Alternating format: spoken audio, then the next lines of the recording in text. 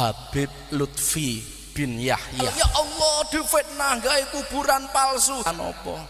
Sing gawe kuburan palsu niku arek-arek musafir ngoten niku. Bagaimana seorang musafir bisa membuat seperti itu? Tolonglah Pak, jangan menyebarkan informasi bohong dalam kami terkait dengan hukum. Bukan tidak ada celah hukum, ada, tapi tidak ada pasal spesifik. Kita ambil contoh, Rois Syuriah NU di Karawang, mobilnya hancur, orangnya terpukul, banser lebam. Faktanya apa?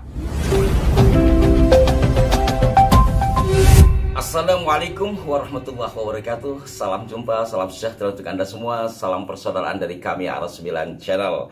Nah, saudara-saudaraku sekalian, baru-baru ini saya mendapatkan kiriman video berkenaan dengan pembelaan seorang pemuka agama. Nampaknya di sebuah acara pengajian dia membela Abah Lutfi bin Yahya dan mendiskreditkan kaum-kaum musafir yang biasa melakukan ziarah jalan kaki dan sebagainya itu dalam maraknya kuburan-kuburan palsu yang dikaitkan terhadap Abah Lutfi. Untuk lebih jelasnya kita simak berikut ini. Sinten difitnah ente-entean. Nah ya, difitnah ente-entean.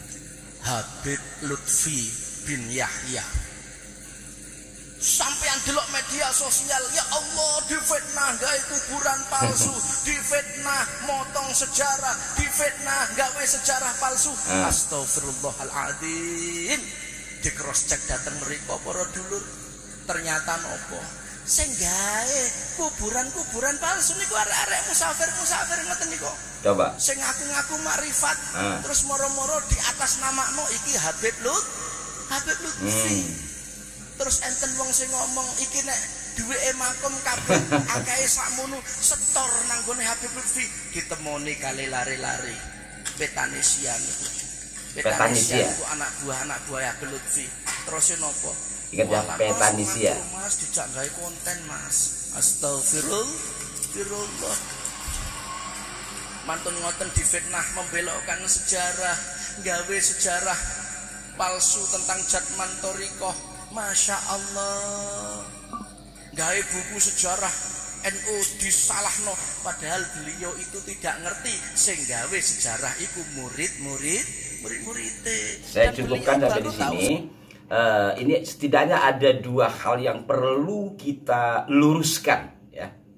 Yang pertama berkenaan dengan dalam tanda petik barangkali fitnahan ustadz ini terhadap orang-orang yang disebut musafir. Biasanya ada peziarah yang jalan kaki atau yang istilahnya sarkup itulah ya. Katanya dialah yang membuat, kemudian di atas namakan Abah Lutfi. Kemudian yang kedua berkenaan dengan sejarah, terkhusus yang saya ingin tanggapi adalah berkenaan dengan sejarah NU. Tetapi untuk edisi kali ini saya lebih fokus kepada makam-makam palsu yang menurut dia dikatakan tadi adalah kelakuan dari para musafir.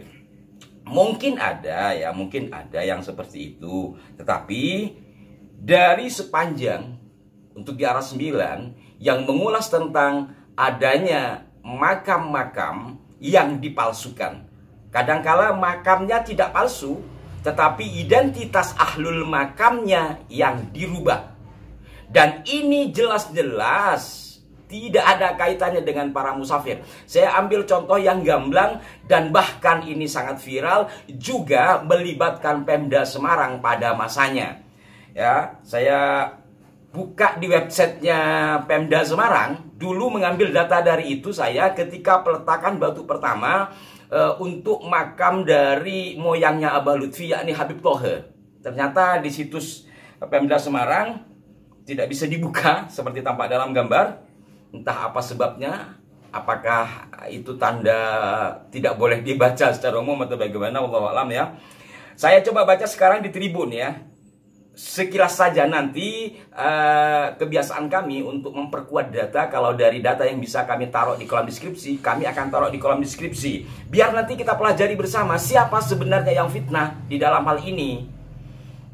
Ini di Tribun, dimuat pada 18 Januari 2019. Habib Lutfi dan Hendi upayakan pembangunan makam Habib Thoha bin Yahya. Dalam 3 tahun terakhir, kota Semarang di bawah kepemimpinan wali kota Haidar Prihadi, saya teruskan saja pada titik poinnya. Dirinya meyakini jika peningkatan kunjungan wisatawan ke kota Semarang dapat semakin ditingkatkan melalui eksplorasi sejumlah objek wisata religi di mana sebelumnya belum dikenal. Salah satunya adalah makam Habib Thoha bin Yahya yang berada di kawasan Depok, kota Semarang. Hendi bersama jajarannya secara khusus hadir dalam kegiatan peletakan batu pertama pembangunan makam Habib Thoha bin Yahya yang dilakukan oleh Habib Lutfi selaku ahli waris baru-baru ini. Sebelumnya Hendi bersama pemerintah kota Semarang juga telah terlibat dalam pengembangan makam Habib Hasan bin Thoha bin Yahya sebagai wisata religi di Lamper Kidul kota Semarang. Hendi menuturkan jika adanya makam Habib Thoha bin Yahya menjadi sebuah kebanggaan. Pasalnya Semarang dapat menjadi bagian dalam sejarah terah leluhur Habib di Indonesia dan seterusnya. Setidaknya dalam berita ini sudah ada 2 kan? Habib Thoha. Habib Thoha ini kan dipersoalkan sampai sekarang. Saya nggak tahu kelanjutannya bagaimana dari penelusuran kawan-kawan yang berada di Jawa Tengah. Kemudian yang kedua, bahwa adanya makam yang kemudian diberi nama Habib Hasan bin Thoha bin Yahya yang dikatakan sebagai KRT Sumudiningrat ini jelas-jelas ya. Saya juga punya data digital awal-awal Abah Lutfi ke sana. Saya tidak ingin memperpanjang bahasan mengenai 2 hal ini, tetapi dengan bukti-bukti ini jelas bukanlah musafir. Bagaimana? Wong musafirnya kerap kali ya, kalau di kampung saya itu masih ada jalan kaki. Ini bisa membuat bangunan semegah itu. Tolong Pak Ustadz fikir secara jernih dan mohon Anda juga jangan menyebarkan informasi tidak sesuai data karena Anda membela Abah Lutfi bin Yahya. Saya kasih contoh lagi, masih di deretan sekitaran Jawa Tengah ya, dekat Sukoharjo tapi masuk ke Yogyakarta, yang baru-baru ini sekitar beberapa bulan yang lalu ketika saya masih ada di Demak, dari Laskar Senopati yang juga hadir pada saat itu, kerabat dari keluarga besar Karaton Ngayogyakarta Hadiningrat, pelurusan makam tua yang telah dirubah oleh kelompok Abah Lutfi karena di makam itu kemudian dikatakan sebagai makam Habib Husein bin Thoha bin Yahya, saudara dari Habib Hasan yang katanya KRT Sumudiningrat, yang nyatanya tidak sesuai data itu. Yang di Jogja ini setelah melalui berbagai proses akhirnya juga diluruskan, tidak dibongkar karena bukan makam palsu, makamnya benar, tetapi identitasnya yang dirubah ya. Bahkan membuat acara besar-besaran. Saya perlihatkan kepada Anda ini waktu haul Habib Husein bin Thoha bin Yahya ini. Ini jelas-jelas bagaimana seorang musafir bisa membuat seperti itu. Tolonglah Pak, Anda membela Abah silahkan, tetapi dengan data, bukan dengan mengada-ada dan mempengaruhi orang awam dengan cerita-cerita yang tidak ada datanya. Kalau memang ada di wilayah-wilayah umpamanya makam palsu di atas nama Abah Lutfi, buktikan di mana makamnya. Jangan hanya sekedar menyampaikan. Seperti kami di sini yang mohon maaf, kami tidak merasa sok, tetapi kami menyampaikan sesuatu, ini loh datanya. Jelas-jelas. Kalau umpamanya seperti yang di Jogja ini ya, siapa yang bisa membuat acara seperti itu? Dan jelas-jelas setiap acara-acara baik Lamper Kidul ataupun yang di Jogja ini itu ada pembacaan manakib dari tokoh yang disebut sebagai Ahlul Makam oleh Majelis Darul Hashimi. Jelas kan? Masih kurang bukti apa lagi? Maka dengan demikian sebaiknya kita sebagai bangsa Indonesia, mau asli yang biasa disebut pribumi atau pendatang, kayak saya ini kan gak jelas pribumi atau tidak, tetapi kita sudah hidup di alam Indonesia, menghirup udara Indonesia, maka bagaimana bakti kita terhadap negeri ini, terutama dalam DNA suatu bangsa, yakni sejarahnya. Luruskan, karena pembelokan sejarah apalagi berkaitan dengan kuburan-kuburan ini resikonya besar. Resiko secara kesejarahan rusak, risiko secara keagamaan bagaimana? Orang berbondong-bondong menziarahi tempat yang bukan aslinya. Coba, ini kaitannya dengan agama. Tidak hanya sekedar dianggap main-mainan oleh sebagian. Bahkan kami ini dianggap hanya sekedar omon-omon apabila berkaitan dengan KRT Semudiningrat. Kami hanya mampu menginformasikan, menyampaikan data-data. Artinya menyampaikan data-data ini kami berusaha membantu memberikan data-data kepada pihak-pihak terkait. Lah, kalau makam semacam itu kami siapa sih mau bongkar kuburan? Kami tidak punya wewenang dalam hal ini. Kami menyampaikan, tugas kami menginformasikan agar terjadi penyadaran.